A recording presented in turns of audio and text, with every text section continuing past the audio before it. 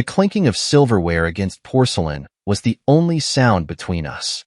The candlelight flickered, casting long shadows across the dining table.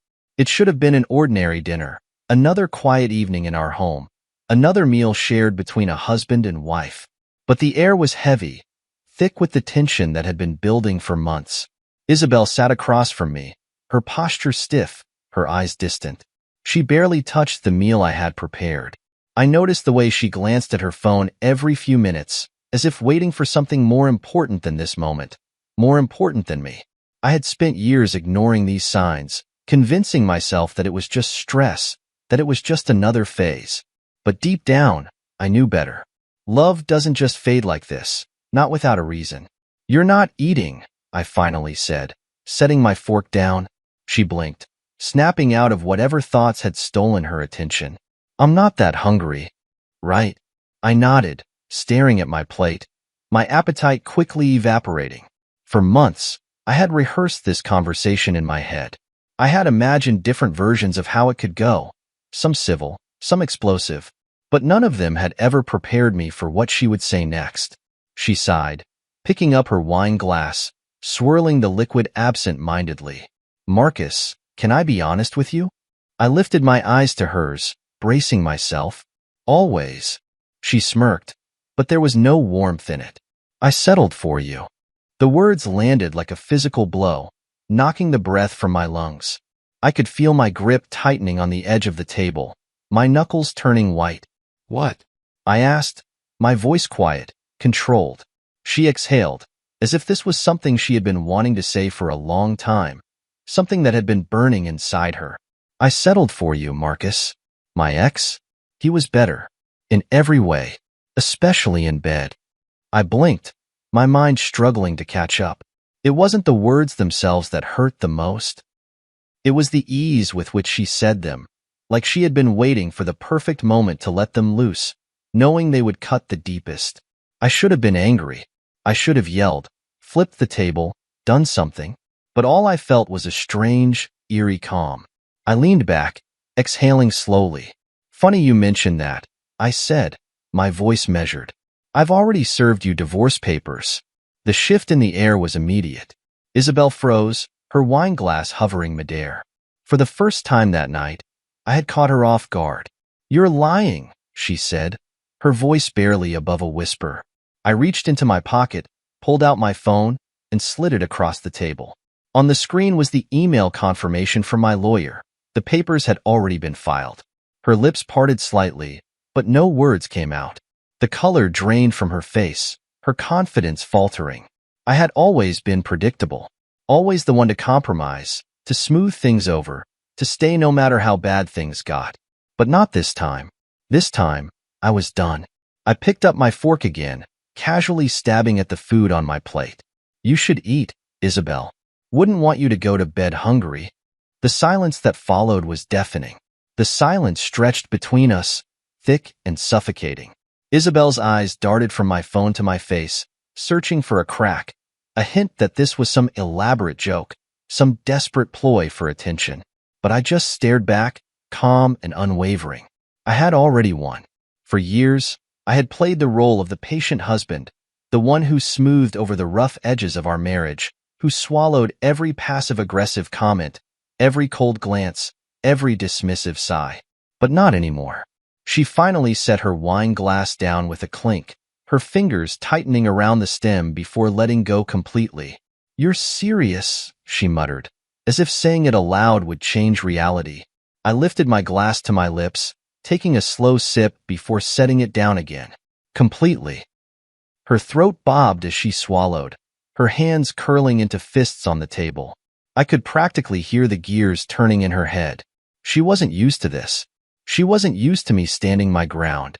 "You're overreacting," she finally said, her voice clipped but controlled. "You're doing this over one comment? One stupid, thoughtless thing I said?" I exhaled slowly, shaking my head. "No, Isabelle. I'm doing this because that one comment was just the final nail in the coffin." She scoffed, pushing her plate aside as if the meal I had cooked for us suddenly repulsed her. "You act like I've been the worst wife in the world." Like I haven't been putting up with you all these years. A humorless chuckle escaped me. Putting up with me? She leaned forward, her eyes flashing. Yes, Marcus. You think you're some saint? Some perfect husband who's never done anything wrong? You bury yourself in work. You don't try anymore. You. I cut her off with a raised hand. Stop. She blinked. Excuse me? I stood up slowly, pressing both palms against the table as I leaned forward, looking her dead in the eye. I want you to listen to yourself for a second, Isabelle. Really listen. Her lips parted, but no words came out. I kept my voice even, controlled. You just admitted you settled for me. You just told me, to my face, that your ex was better than me. And now you're trying to spin this into my fault? She crossed her arms, shifting in her seat. I didn't mean it like that. I laughed, shaking my head. Oh, I think you meant it exactly like that. You've been meaning to say it for a long time, haven't you? You've just been waiting for the right moment to cut me deep enough that I wouldn't recover. She flinched. For a second, just a second, guilt flickered across her face. But it was gone just as quickly as it appeared. Instead, she lifted her chin, forcing herself back into the role she knew best, the woman in control. You're making a mistake, Marcus, she said, her voice softer now, almost coaxing. You don't want to do this. I held her gaze, letting the silence stretch long enough to make her uncomfortable. Then I straightened, stepping away from the table. No, Isabelle. The mistake was staying this long. Her nostrils flared. You think this is going to be easy for you?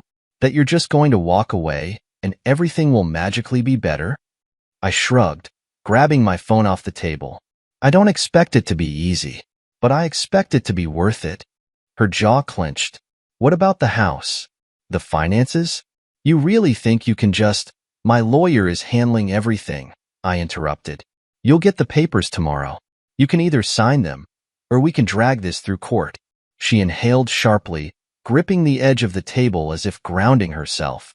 You really think you can live without me? I smirked. That's the thing, Isabelle. I haven't lived in years. Not really, but I'm about to. I grabbed my jacket off the chair, sliding it on before turning to leave. Just as I reached the door, her voice rang out behind me, low and cutting. You'll regret this, Marcus. I paused, my hand on the doorknob. Then I glanced back over my shoulder, meeting her gaze one last time. The only thing I regret, I said, is not doing this sooner. And then I walked out, leaving her behind. I walked away, my footsteps echoing in the hallway, each step taking me further from the life I had spent years clinging to. The front door clicked shut behind me, sealing in the silence of our home. The place that had once felt like a sanctuary but had turned into a prison of resentment and unmet expectations. As I stepped onto the driveway, the cool night air hit me, sharp and biting. It felt different, cleansing almost, as if I had shed a weight I didn't even realize I had been carrying. But I wasn't naive. I knew this wasn't the end. It was just the beginning.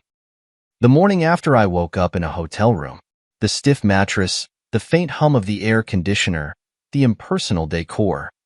Everything about it screamed temporary, and yet, it was the most peace I had felt in years. No tension, no forced conversations, no walking on eggshells, waiting for the next cold shoulder or sarcastic remark. I took a deep breath, staring at the ceiling. This was real. I had actually left. I checked my phone. 7 missed calls from Isabelle, 2 voicemails, and a handful of texts. I didn't open them. I already knew what they said. The confrontation begins by the time I arrived at work. My phone buzzed again. This time, it wasn't a call. It was a message from my lawyer. Your wife has been served the divorce papers. Expect a response soon. I leaned back in my chair, staring at the words. She had the papers now. She knew this wasn't a bluff. I had finally done something irreversible. The explosion that evening, I drove back to the house. Not to reconcile, not to talk things through, but to pack my things and take what was mine. As soon as I pulled into the driveway, I knew she had been waiting. The front door flew open before I even had a chance to kill the engine. Isabelle stood there, arms crossed, her eyes burning with something between rage and desperation. You think you can just walk away from me? she spat the second I stepped out of the car. I shut the door behind me, keeping my expression neutral. I don't think. I know. She scoffed, shaking her head. You're pathetic, Marcus. You really believe you can survive without me? I let out a slow exhale, tightening my grip around my keys. I survived because of you, Isabelle. Not with you. She took a step closer, her nails digging into her palms. And what? You think you're suddenly going to be better off without me? I shrugged. I already am. Her lip curled. You're making a mistake. I smiled, but there was no humor in it. I made my mistake 10 years ago when I married you. Her face twisted, and before I could react, she did something I hadn't expected. She slapped me. Hard. The force of it snapped my head to the side, the sting blooming across my cheek. For a second, we both stood there, stunned. Her eyes widened, as if even she hadn't anticipated her own reaction. I let out a slow breath, my jaw tightening. You just made this a whole lot easier, I said quietly. I stepped past her, walking into the house, leaving her standing there, speechless. Packing up the last pieces, I moved through the house quickly, shoving my clothes into a suitcase, grabbing only what mattered. The more I moved, the more I realized how little I actually wanted from this place. It was just a house now, not a home, not anymore. By the time I was done, Isabelle had retreated to the kitchen, arms braced against the counter, her back turned to me. I paused at the doorway, watching her. Sign the papers, I said. Make this easy on both of us. She didn't turn around. She just stared at the sink, breathing heavily. I nodded to myself, grabbing my suitcase and heading for the door. Just as I stepped outside, I heard her voice, quiet but sharp. You'll regret this. I didn't stop. I didn't answer. Because for the first time in years, I knew the truth. The only regret I had was staying as long as I did. I drove away from the house with my suitcase in the trunk, my fingers gripping the steering wheel a little too tightly. The streetlights blurred past as I took one deep breath after another, forcing myself to stay focused, to stay calm. It wasn't easy. My cheeks still stung from Isabelle's slap, but the real pain wasn't physical. It was the realization that I had wasted years of my life on someone who had never truly valued me. Every red flag, every gut feeling I had ignored, every moment I had convinced myself things would get better, they all crashed down on me at once, heavy and suffocating. I should have left sooner. I should have walked away the first time she made me feel like I wasn't enough. The first time she compared me to someone else, even if it was subtle. The first time she let me know, in small, passive-aggressive ways, that I wasn't what she had dreamed of. But I had stayed, because I believed that marriage was about patience, about understanding, about pushing through the rough patches. I believed that love wasn't supposed to be easy, that it required work, sacrifice, endurance. I had given all of those things willingly, and what had I received in return? The words from that night at the dinner table echoed in my head. I settled for you. My ex was better than you in every way. The sheer cruelty of it still burned, but what haunted me more was the truth beneath it. She had always thought that way. She had always seen me as second best, the man she had chosen not because she loved me more than anyone else, but because I had been convenient, stable, predictable. I had been a backup plan she had convinced herself was good enough, until, one day, she realized that it wasn't. I wasn't angry anymore. Not in the way she probably expected me to be. Isabelle thrived on drama, on emotional outbursts, on getting under my skin until I reacted. That was the game she had always played, and I had always fallen for it, time and time again. But this time, I wasn't interested in playing. I wasn't going to give her the satisfaction of seeing me broken.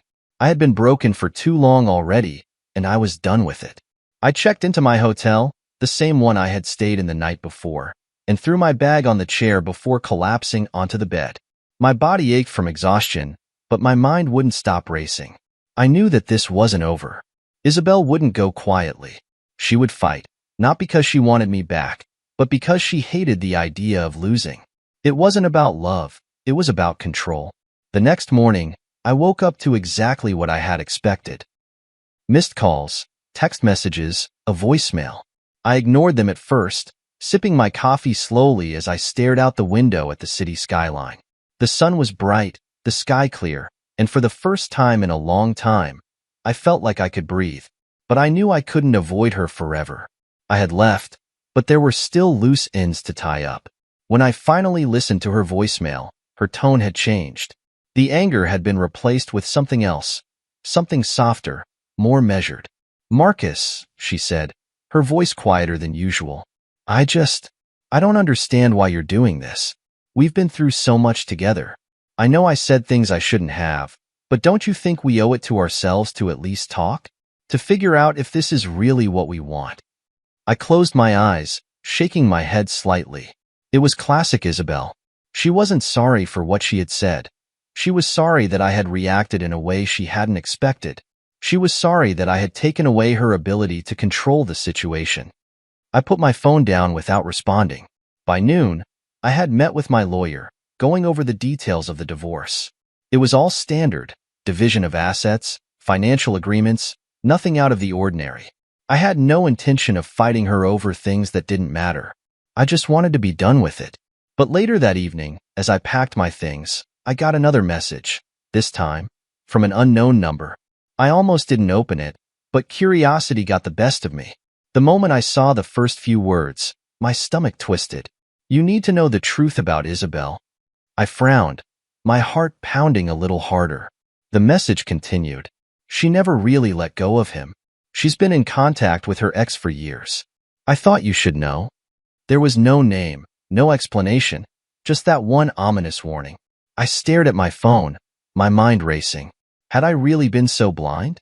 I had always known that Isabelle wasn't fully over her past, but had she actually kept in touch with him? Had she been carrying on something behind my back while I spent years trying to make our marriage work? I wanted to dismiss it, to tell myself it was just someone trying to stir up trouble, but deep down, I knew better. It explained everything. The distance, the resentment, the way she always seemed like she was waiting for something else, for someone else. I had spent so much time wondering what I had done wrong, when in reality, maybe I had never stood a chance at all. I clenched my jaw, staring out the window, the city lights blurring together. I wasn't just walking away from a broken marriage. I was walking away from a lie. I sat on the edge of the hotel bed, gripping my phone, my mind cycling through every moment of my marriage that now felt like a lie. The text message had been brief, just a few words, but it had unraveled years of misplaced trust in a matter of seconds. She never really let go of him. She's been in contact with her ex for years. I thought you should know. I wanted to believe it was just someone trying to stir the pot, someone feeding off the drama of my divorce. But deep down, I knew. I already knew. It explained too much. The late nights she had spent, working late. The way she would text someone and angle her phone away from me. The way her mood would shift suddenly, becoming irritable and cold, only to later soften as if she had found some kind of emotional escape I wasn't supposed to know about. For years, I had convinced myself that I was the problem. That if I was more attentive, more affectionate, more romantic, maybe she wouldn't feel so distant. Maybe she wouldn't compare me to someone else. Maybe she wouldn't treat me like a placeholder. But I wasn't the problem. She was. She had been holding on to another man while pretending to build a life with me. She had used me for stability while keeping her past alive in the shadows. I exhaled sharply, setting my phone down before I crushed it in my palm.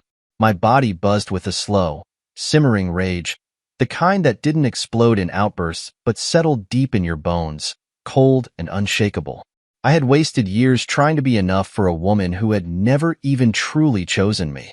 And now, she was about to lose everything. I barely slept that night. The weight of the revelation sat heavy on my chest, twisting my emotions between anger and something resembling relief. At least now, I had my answer. At least now, I knew that leaving wasn't just the right choice. It was the only choice. By morning, my resolve had hardened. I met with my lawyer first thing, updating him on the situation. He was already preparing for any countermoves from Isabelle, expecting her to push back on the divorce. But now, we had something stronger, proof of infidelity.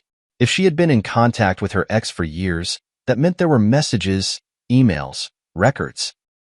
And if there was even the slightest indication that their relationship had been more than just words, I could walk away with everything. Do you want to pursue a deeper investigation? My lawyer asked, tapping his pen against his desk. I didn't hesitate. Yes. I wanted the truth in my hands. I wanted to look at the evidence, at every lie, at every secret she had hidden behind my back. Because when I finally walked away, I wanted there to be nothing left of her in my life. That evening, I drove back to the house, not to argue, not to reason with her, but to collect what was mine. The moment I walked through the door, she was waiting. She had expected me.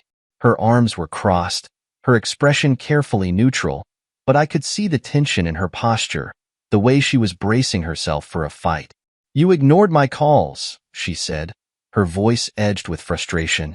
I didn't have anything to say, I replied evenly, setting my keys down.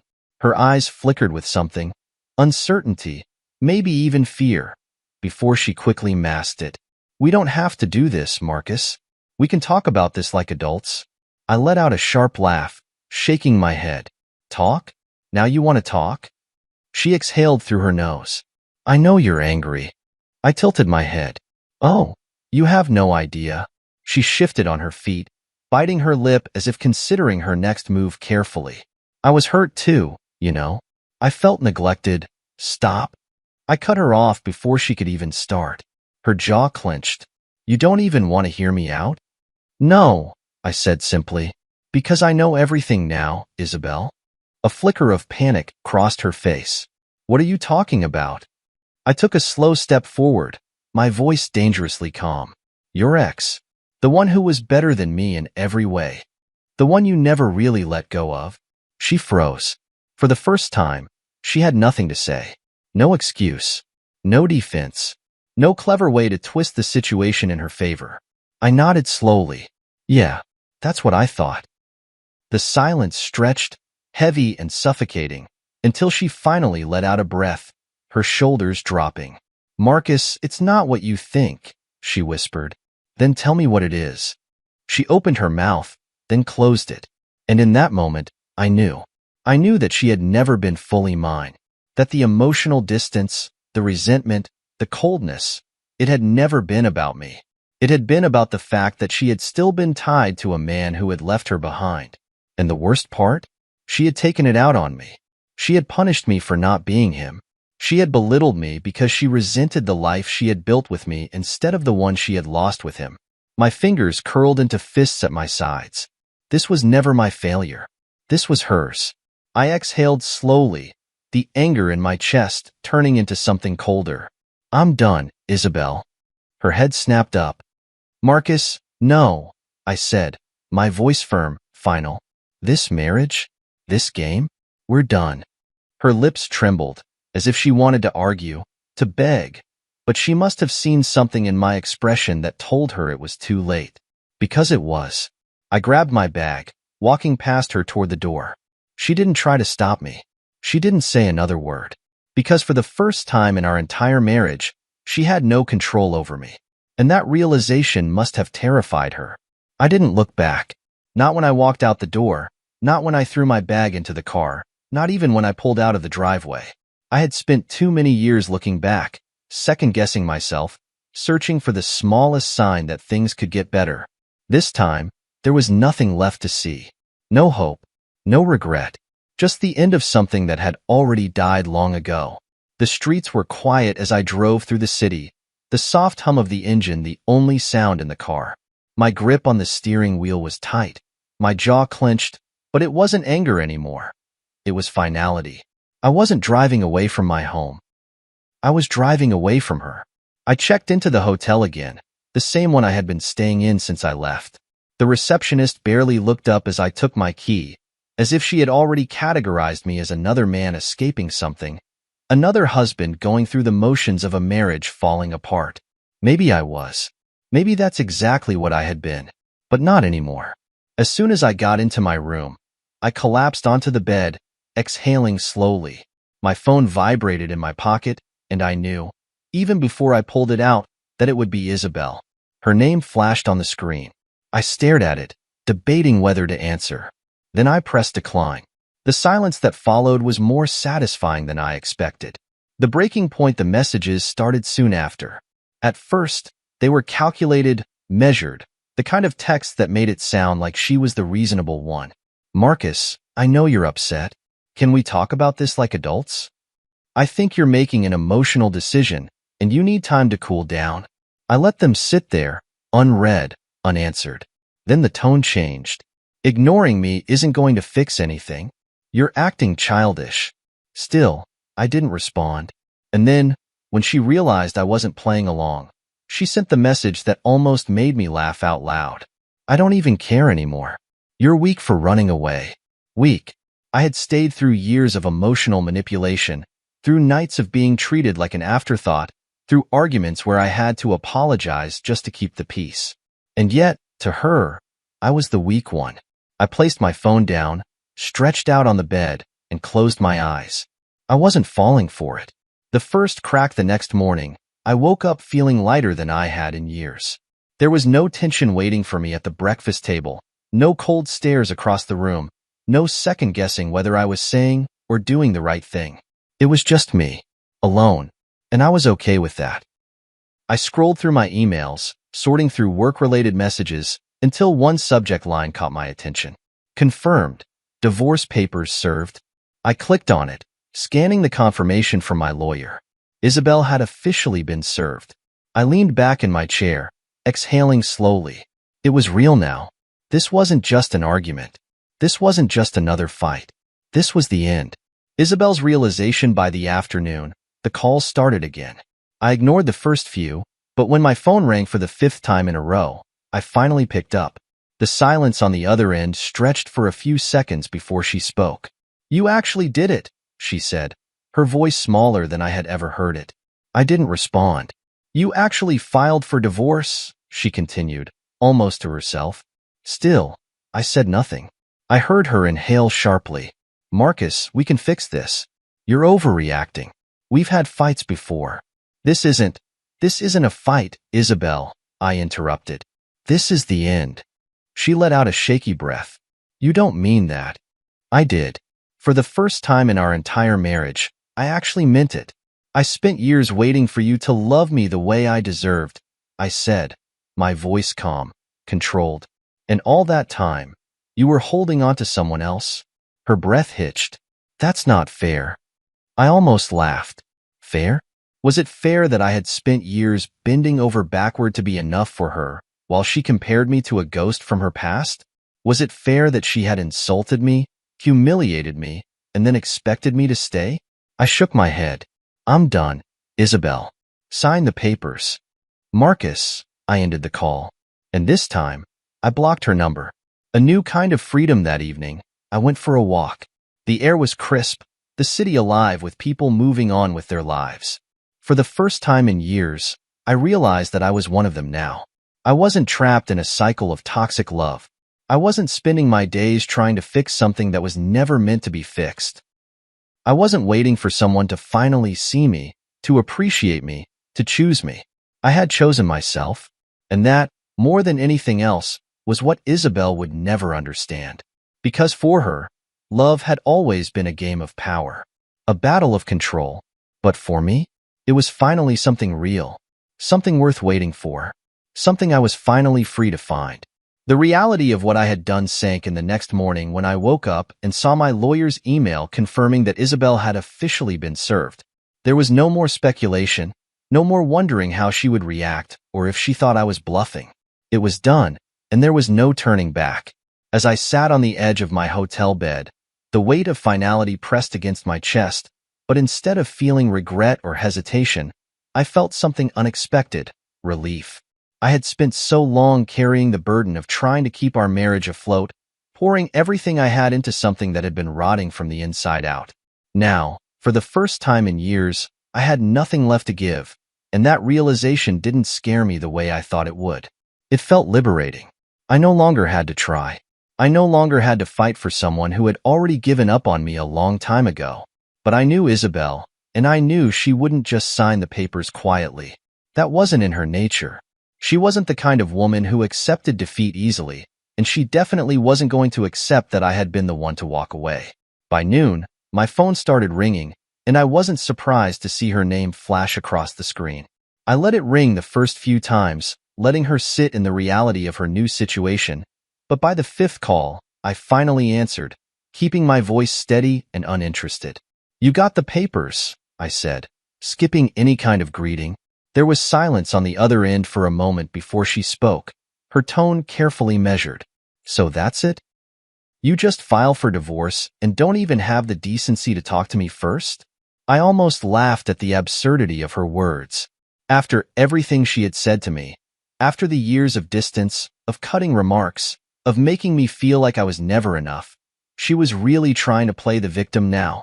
"I gave you years, Isabelle. We had plenty of time to talk, and you made it clear what you thought of me. I'm just making it official now." She let out a sharp breath, clearly irritated that I wasn't reacting the way she wanted me to. "You're being dramatic. Couples fight. People say things they don't mean in the heat of the moment. You're throwing everything away over one bad night." I leaned back against the chair, shaking my head. "This isn't about one night. This is about every single moment that led up to it. This is about you never truly choosing me. This is about you making me feel like a backup plan for years. This is about the fact that the second you got mad, the first thing you did was tell me how much better another man was than me." Her voice wavered slightly, but she quickly composed herself. "I was angry, Marcus. I was trying to get a reaction out of you. And you did," I said simply, "but not the one you wanted." She was quiet for a few seconds before she tried another approach, her voice shifting into something softer, almost pleading. "It doesn't have to be like this. We've built a life together. I know things haven't been perfect, but isn't it worth fighting for?" I closed my eyes, letting her words sink in, waiting for the doubt to creep in like it always had before. But it didn't. There was nothing left in me that wanted to fight for this marriage. I had already done that for years, and now I was exhausted. "No, Isabelle," I said finally. "It's not." She inhaled sharply, and I knew she hadn't expected that answer. For so long, she had relied on the fact that I would always try to fix things, that I would always be the one to compromise. But she had pushed too far, and now I had nothing left to give. Her tone turned sharp again, frustration bleeding through her words. "You think you're just going to walk away and everything will be better? You think you're going to find someone else who will deal with you?" I smirked, shaking my head. "That's where you're wrong. I don't need someone to deal with me. I just need someone who actually wants me." The silence on the other end of the phone was deafening. She had nothing to say to that, because deep down, she knew I was right. "Sign the papers," I said, my voice firm, final. "Let's make this easy." She exhaled harshly, and for a second, I thought she might agree, might finally let go. But then she spoke, and her words made it clear that she wasn't done fighting yet. "I'll see you in court, Marcus." And then the line went dead. I stared at my phone for a long moment before setting it down, letting her threat roll off my shoulders. She wanted to fight, wanted to drag this out, wanted to make me pay for daring to leave her. But what she didn't realize was that I had already won. The hardest part was over. I had walked away. The rest? It was just paperwork. And this time, she wasn't in control anymore. I set my phone down and leaned back against the chair, letting Isabelle's last words settle in my mind. "I'll see you in court, Marcus." The bitterness in her voice was unmistakable, her anger barely contained beneath the surface. I had expected her to resist, but I thought, for just a moment, that she might have let this go with some level of dignity. I should have known better. Isabelle had spent years making me feel small, controlling every part of our relationship, ensuring that I always came back, always apologized, always fought to fix what she had broken. Now that she had lost that power, now that I had taken the choice out of her hands, she was furious. She wanted to make this divorce as painful as possible for me, not because she wanted to save the marriage, but because she hated the idea of losing. Isabelle didn't handle rejection well. She had always been the one to call the shots, to dictate how things went, and now she was being forced to face something she never thought would happen. I had left before she was ready to discard me. I sighed, rubbing a hand over my face before reaching for my laptop. If she wanted to drag this out, I had to be prepared.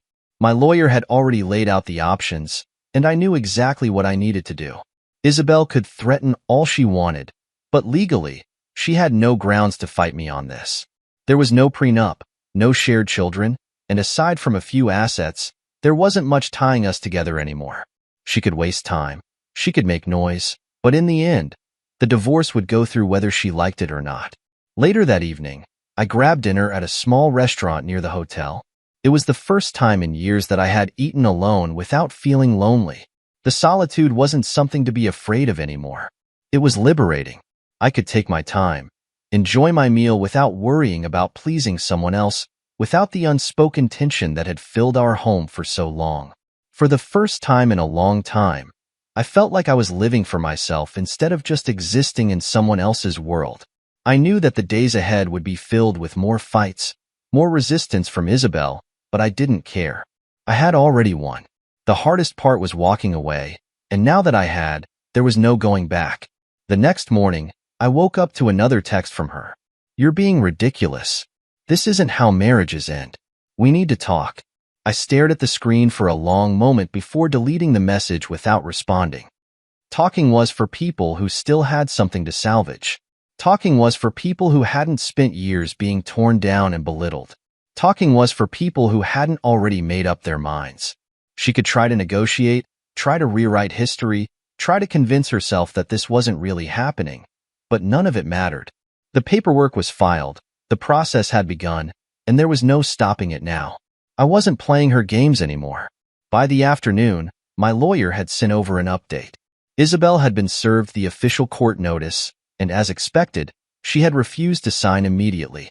She had sent her own lawyer a list of demands, trying to negotiate terms as if she still had the upper hand. I read through the email carefully, shaking my head at her audacity. She wanted a larger share of the assets, despite the fact that we had always kept our finances separate. She wanted the house, even though I had been the one paying the mortgage for years. She wanted to drag this out for as long as possible, hoping I would cave just to make it easier. I smirked, closing the email. Let her try. She could throw every obstacle in my way, but it wouldn't change the outcome. I had already told my lawyer that I wasn't backing down, and I wasn't about to start now.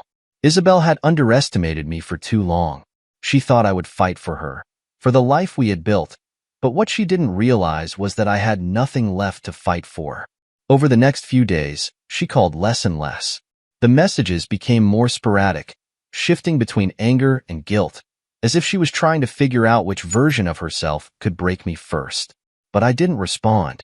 Every time I ignored her, every time I refused to engage, I could feel my strength returning. I had spent so many years being reactive, always scrambling to fix things, always bending to her will, but now, I was in control, and it felt damn good.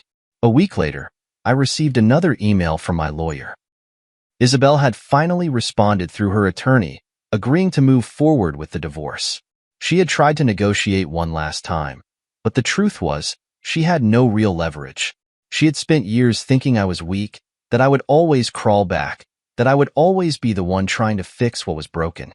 She had never imagined a version of me that could leave her behind without looking back. But that was exactly what I had become. As I sat there, staring at the confirmation that she was finally giving up, I felt something shift inside me.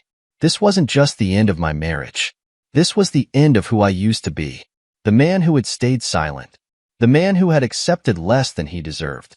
The man who had waited for love that was never truly given. That man was gone. And in his place was someone new. Someone stronger. Someone free. I exhaled slowly, setting my phone down and leaning back in my chair. It was over. And I had never felt better. The realization that it was finally over didn't hit all at once. It came in waves, in small moments where I caught myself expecting the past to creep back in, only to remember that it no longer had power over me. There were no more tense conversations, no more cold stares across the dinner table, no more second-guessing every word that left my mouth. The weight I had carried for so long had been lifted, and for the first time in years, I felt like I was in control of my own life again. I spent the next few weeks focusing on rebuilding. At work, I threw myself into projects that had once felt like obligations, but now felt like opportunities. I started waking up earlier, going for runs in the morning before heading to the office, enjoying the quiet solitude of a city that was still waking up. My body felt lighter, stronger, as if I was shedding more than just the stress of my failed marriage. I was shedding the version of myself that had spent years believing he wasn't enough. My friends noticed the change almost immediately. They had been cautiously supportive when I first told them about the divorce, unsure if I was really ready to move on. But now they could see it in the way I carried myself, in the way I spoke, in the way I laughed without hesitation. It had been years since I had laughed like that, since I had felt free enough to just exist without worrying about how someone else would interpret my every action. One evening, I met up with my closest friend, Jason, for drinks. He had been one of the first people to tell me to leave Isabelle, but back then, I hadn't been ready to listen. Now, as we sat at the bar, the familiar hum of conversation and clinking glasses around us, he studied me for a moment before shaking his head with a grin. "You look like a different man," he said, taking a sip of his beer. I smirked. "That's because I am." Jason nodded, setting his drink down. "I never thought you'd actually do it, you know? You stayed with her for so long. I figured you'd just keep trying to fix something that couldn't be fixed." "I thought the same thing for a long time," I admitted. "But at some point, I realized I wasn't the problem. She was." He let out a low chuckle. "Damn right she was. You gave her everything, and she still acted like it wasn't enough." I exhaled slowly, leaning back in my seat. "And now? It doesn't matter anymore. She's out of my life, and I don't regret a single thing." Jason studied me for a moment before nodding approvingly. "Good. You deserve better, man." And for the first time in years, I actually believed that. The next day, I got an unexpected email from my lawyer. Everything had been finalized. The divorce was legally complete, and with that, any remaining ties to Isabelle had been severed. There was no more waiting, no more fighting, no more lingering obligations. It was done. I stared at the email for a long moment, letting it sink in. I had spent so much time dreading this process, fearing what it would mean to walk away from a life I had built. But now that it was truly over, all I felt was relief. I was free. That evening, I went home to my new apartment, a place that felt like mine in a way that my old house never had. I made dinner for myself, enjoying the simple act of cooking without the weight of someone else's expectations pressing down on me. I put on music, something Isabelle would have complained about, and let myself unwind in a way that had once felt impossible. I wasn't sad. I wasn't grieving. I wasn't questioning my choices. I was just living. And for the first time in a long time, that was enough. The silence in my life was no longer something I feared. It wasn't the same suffocating quiet I had endured in my marriage, where every unspoken word between Isabelle and me was laced with resentment. This silence was peaceful. It was the absence of conflict, the absence of constantly feeling like I had to prove my worth. It was freedom. But while I had finally let go of the past, Isabelle was still holding on. At first, she tried to pretend she didn't care. After she had threatened to take me to court and realized she had no real leverage, she went radio silent. No calls, no texts, no attempts to fight the outcome of the divorce. It was exactly what I wanted, but I knew her too well to believe she had moved on that easily. Isabelle wasn't the type to let go quietly. She wasn't the type to lose without trying to control the narrative. Then, little by little, the cracks started to show. I started hearing from mutual friends, people who had always remained neutral in our marriage, people who hadn't chosen sides when we split. They told me she was unraveling, though they never used those exact words. They said she had been asking about me, casually bringing me up in conversations that had nothing to do with her. They said she seemed off, not quite herself. I brushed it off at first. Isabelle wasn't my responsibility anymore. I wasn't going to be pulled back into the mess she had created. But then, one night, I received a message from her, one I never expected. "I miss you." I stared at the words on my phone screen, blinking as if they would change if I looked at them long enough. After everything, after the insults, the betrayal, the way she had tried to make me feel small, she had the audacity to say she missed me? I didn't reply. I didn't even consider replying. The next message came a few days later. "I don't know how to do this without you." And there it was, the truth she had been avoiding all along. She had spent years convincing herself that I was the weak one, that I was lucky to have her, that I was replaceable. But now that I was actually gone, she was realizing what she had lost. Not because she loved me, but because she had needed me. She had needed someone to bear the weight of her unhappiness, to absorb her cruelty, to give her a sense of power. Without me, she had nothing to control. Still, I didn't respond. The messages kept coming, each one more desperate than the last. I made a mistake. We can fix this. I was wrong about everything. I read each one and felt absolutely nothing. Maybe a part of me had once dreamed of this moment, back when I still thought she was capable of change, back when I had still been trying to salvage something from the wreckage of our marriage. But now, I saw her words for what they really were. They weren't an apology. They were an attempt to reclaim control. And I wasn't going to let that happen. I blocked her number. That was the final nail in the coffin. The last step in cutting her out of my life completely. I knew it wouldn't be easy for her. I knew she would struggle to accept that she had lost, that she had pushed too far and finally faced the consequences. But that wasn't my problem anymore. She had built this prison for herself, and now she had to live in it. Me? I was already free. For the first time in years, I woke up without the weight of my past pressing down on my chest. No more checking my phone for Isabelle's messages. No more walking on eggshells around someone who resented me. No more trying to prove my worth to a woman who never truly saw me. The silence in my life was no longer heavy. It was peaceful. The divorce had been finalized, the paperwork signed, and there was nothing left to tie us together. I had expected to feel some lingering sadness, some sense of loss for the years I had invested in our marriage, but instead, all I felt was relief. It was over. I was free. I started focusing on myself in ways I never had before. I got back into running, something I had always loved but had let slip away over the years. The first few days were hard, my body resisting the strain, but with each mile, I felt myself growing stronger, shedding the remnants of the man I had been when I was with her. I reconnected with friends I had drifted from, people who had once been important to me but had slowly faded into the background as my marriage consumed every part of my life. They welcomed me back without hesitation, and for the first time in a long time, I felt like I belonged somewhere, like I wasn't just existing to meet someone else's expectations. Work felt different, too. I had always been good at my job, but now I was thriving.